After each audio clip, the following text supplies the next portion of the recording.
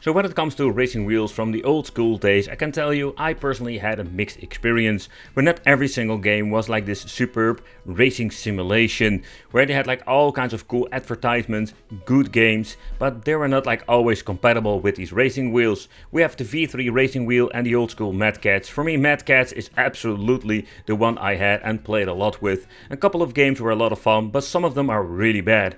I mean, this thing comes with some digital steering configuration, PlayStation licensed, but both of them will have the positive and the negative. I think what I love about the Mad Catz that this thing came with a tiny, let's say, shifter, bringing the racing fun to the next level. So let's do a quick unboxing, let's do a chit chat about the racing wheels and are they still worth picking up nowadays. Well, it's kind of funny that at the background we can see a couple of games over here. We're having rally games, Formula 1, but also Wipeout. And Wipeout is one of those games I've played a lot on this racing wheel. I can still remember that it was actually a lot of fun and one of the better games, because when it comes to the dead zone, oh man, it was absolutely horrible with some of the games. But let's get into the games because I'm really curious if this is going to be any fun. I have no idea which button to choose. Oh, we just need to press start. Okay, so the acceleration doesn't do anything, so that is unfortunate. Nothing to do about that. Wait, my left pedal is acceleration. That is cool. But the dead zone makes this just unplayable. We have only two back buttons. They're for changing weapons. Oh, acceleration is there, or the nitro. So it is kind of cool. So when it comes to playing this game, however, if you're going to be playing, it takes forever to accelerate, and moving the car is just freaking unplayable. Oh man. This is why I think I hated as a child these racing wheels most of the time. There we go. Woo! Alright, for the next time I just wanted to see if this actually worth the time. We're going to be putting this from digital into analog mode with Gran Turismo 2 and see how the overall experience is. Oh man, going back to this. It was kind of cool back in the day. I can still remember that I've played this game to death. So let's get into it with the racing wheel. So let's just do a normal race. Let's go for the Mitsubishi Lancer Evolution. We can just, no, let's change it to manual. Let's see how it actually is. So we're just going to be using the manual shifter over here. It's the perfect game. So let's see how accurate it actually is and can we use the shifter and is it any fun. We don't have a clutch, but that doesn't spoil the fun. I mean, I love this kind of gauge that shows the turbo pressure. Oh, I don't know what the hell is going on. Okay, we can actually shift. So that's cool. Yeah, the dead zone is still noticeable, but it's not as horrible as with... Okay, I don't know what's going on over here. This racing wheel is completely like wicked. Let's go. Let's try this out one more time. I don't know why it automatically starts into the menu, the pause menu. So this is where it all started for me. The Mad Catz licensed PlayStation racing wheel. There was no force feedback and no rumble. I do remember later on there were the rumble function. And with the rumble function you had a different compartment on the bottom part over here that we don't have on this particular model. I think that was one of the changes they just made throughout the years. The pedals felt quite, let's say, good or solid when it comes to that. Everything was made out of plastic. But there was no like difference in any of both of the pedals itself, but it does have like a very nice way to it. I'm guessing maybe they're putting some metal in it. Would not be the first time they're doing that kind of shenanigans.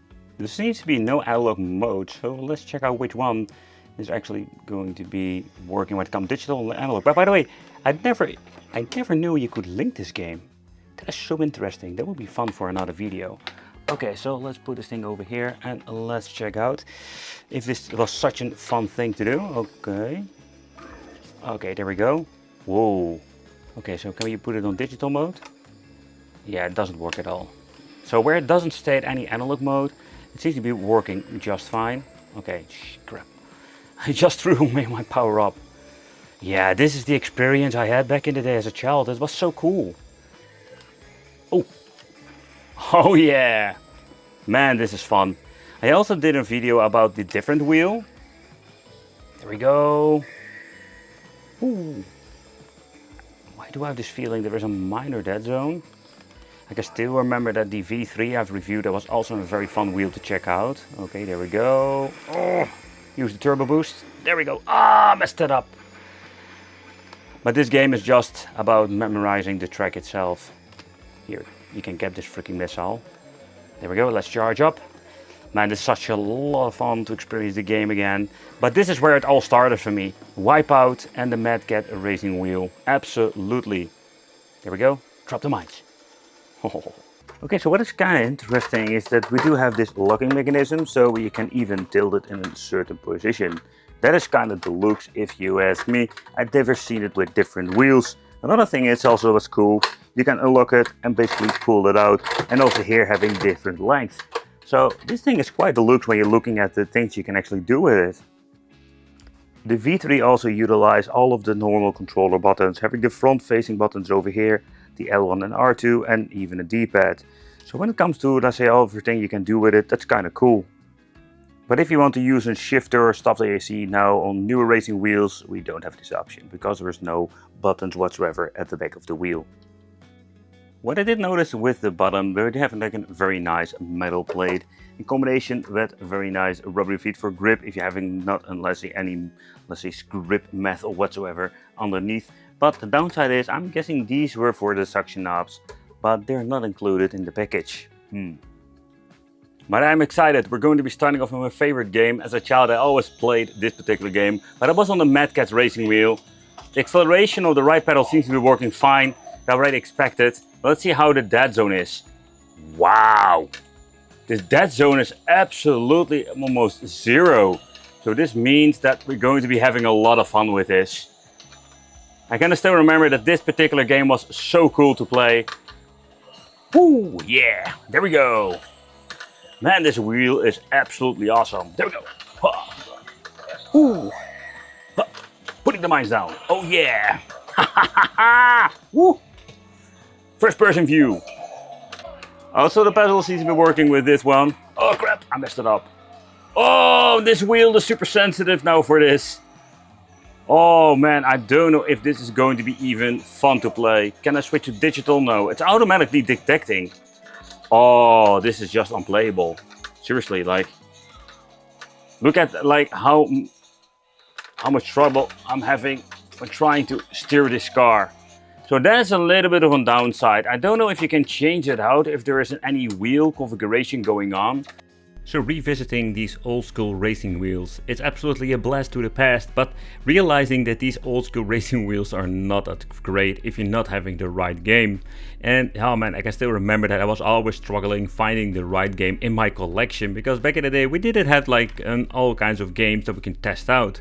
We were limited to the number of games, and you need to just have that single game that worked perfectly, and for me it was actually Wipeout. Both of the racing wheels are great, but personally for me the Mad Cat's is still my favorite one. And I mean in particular the reason why, because not only the functionalities but just shifter, man, I love the shifter itself. Let me know in the comments what kind of racing game did you play back in the day and now, and yeah, do you still own one of those racing wheels? And it will be great to see you in the next video.